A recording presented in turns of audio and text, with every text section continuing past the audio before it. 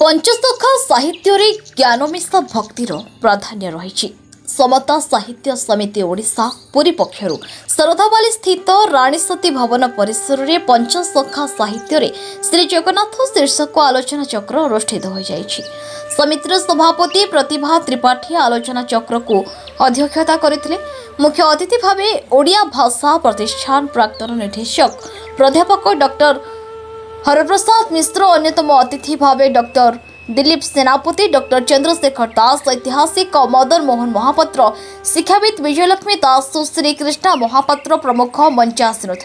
आलोचना चक्र में मत प्रकाश पाइला जे षोडश शताब्दी अच्युत अनंत जगन्नाथ बलराम और जसवंत स्व साहित्य कृति महाप्रभु श्री जगन्नाथंकर आध्यात्मिक वैशिष्ट्य उपर लेखनी चालना करी सामाजिक विप्लव सह आध्यात्मिक जागरण सृष्टि करथिले।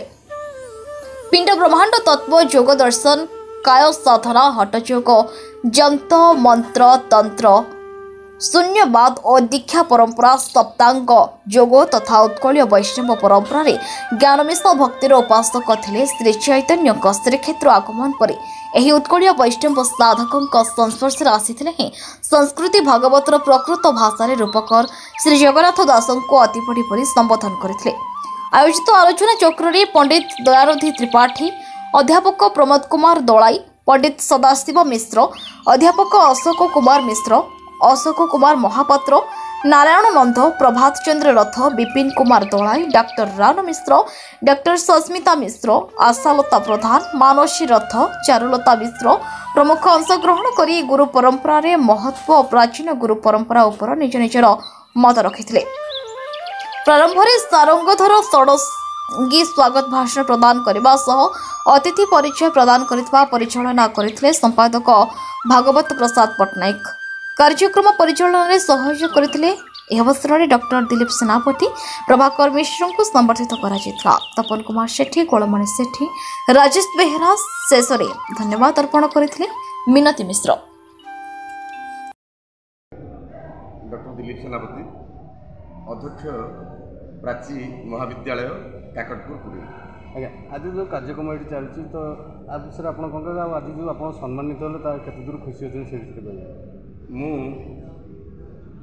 अशेष अशेष धन्यवाद देवी समता साहित्य और तार कार्यक्रम अंशग्रहण कर समस्त शुभेच्छु मान विशेषकर समता साहित्य एक अनिर्वाचनीय साहित्य एक कृति जहाँ समग्र श्रीक्षेत्रवासी नुहति ओडिशावासी को आमोदित करे एवं ओडिशार कोण अनुकोण समता साहित्यर निष्ठा और पराकाष्ठा समस्त को साहित्यिक वार्ता शुणई एक जुगान्तकारी अध्याय सृष्टि करे। से कार्यक्रम जो माने निष्ठापर भाव काम करती से भितर लक्ष्मी बाबू सहित मोर व्यक्तिगत संपर्क अच्छी से सुंदर भाव ये व्यवस्था को सुपरिचालना करते। समाजर सामाजिक व्यवस्था समाजर सामाजिक मूल्यबोधर दिग दिगंत को साहित्य किपरि भाव में आगे निए साहित्यर जुगान्तकारी व्यवस्था को आहरी रसायनित करने आज ये जो उत्सव पालन करा जायथिला एही अवसर में मु पंचशाखा साहित्य रे धर्मीय चेतना तथा जगन्नाथ चेतनार रूपकल्प को आमर आलोचनार विषय वस्तु करा जायथिला। सेथिरे आम जगन्नाथ धर्मर जगन्नाथ संस्कृतिर प्रचार प्रसार होती मु आउ थे समस्त कवि कवयित्री एवं जो माने आलोचना चक्र अंशग्रहण करते आंतरिक सदिच्छा और शुभकामना जनाऊँ। धन्यवाद सर।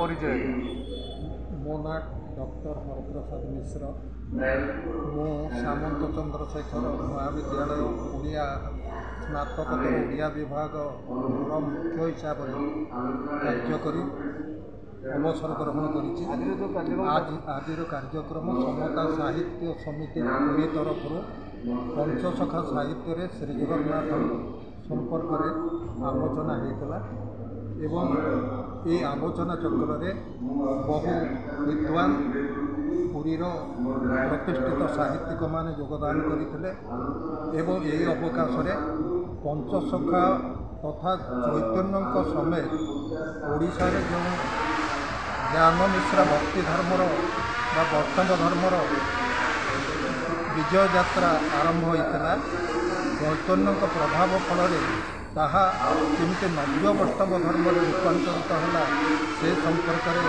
विशेष भाव में आलोचना करागला एवं विभिन्न आलोचक जगन्नाथ दास, बलराम दास, अच्युतानंद दास, जशवंत दास एवं शिशु अनंत दास कृति जगन्नाथ संपर्क में जो सबू तात्विक वर्णना रही तार तथ्यात्मक आलोचना उपस्थापन कर पुरीରୁ ରମେଶ ସାହୁଙ୍କ ରିପୋର୍ଟ ନ୍ୟୁଜ୍ ଉପାନ୍ତ ଖବର।